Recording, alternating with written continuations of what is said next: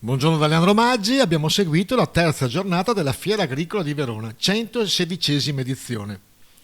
L'attenzione si è focalizzata sulla diversità di partecipanti, da addetti ai lavori a curiosi appassionati, che hanno affollato gli 11 padiglioni. Questi spazi sono stati teatro di un'ampia esposizione di macchinari, sempre più orientati alla sostenibilità, evidenziando un settore agricolo attento all'innovazione e alla responsabilità ambientale. La fiera, che ospita 820 aziende provenienti da 20 paesi, è stata l'occasione per fare il punto della situazione dell'agricoltura italiana e stringere nuovi accordi. Luigi Forte è uno dei soci di Agricola Forte e qua siete presenti a Verona tra i pochi operatori della provincia di Rovigo. Come vi presentate e cosa vi aspettate da questa fiera? Siamo imprenditori agricoli che lavoriamo con molti agricoltori in filiera dove raccogliamo e semiamo l'erba medica, la trasformiamo in erba medica disidratata e quindi oltre dal fare a noi preme anche comunicare, quindi ogni evento siamo in fiera agricola apposta per comunicare il valore che ha il prodotto, quindi le piante che coltiviamo che poi diventano cibo per gli animali e cibo per l'uomo e anche per il pianeta. Cosa dire? Lo coltiviamo in un magico territorio e siamo anche orgogliosi perché è patrimonio dell'UNESCO, ce ne sono 724 nel mondo e tra l'altro è anche parco regionale del Delta del Po. Ecco, voi il vostro focus è pianeta Terra, l'erba medica e benessere per il tuo corpo, quindi voi fate dell'eccellenza in un settore che ha valore aggiunto abbastanza limitato rispetto ad altri settori agricoli.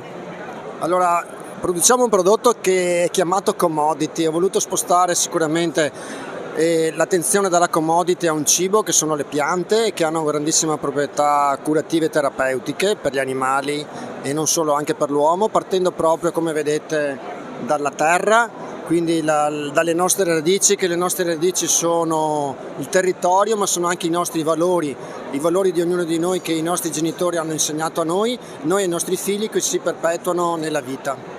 Ecco, le prossime sfide saranno l'arrivo delle immense terre dell'Africa, il problema anche dell'Ucraina post guerra, quindi l'Italia potrà solo superare a questo con la qualità.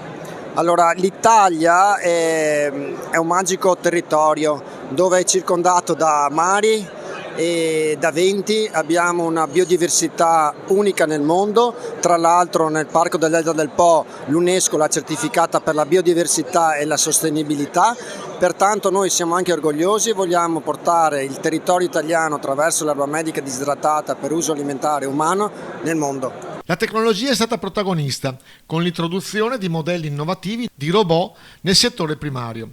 Questi includono droni per l'irrorazione degli antiparassitari, sistemi di irrigazione intelligenti e robot.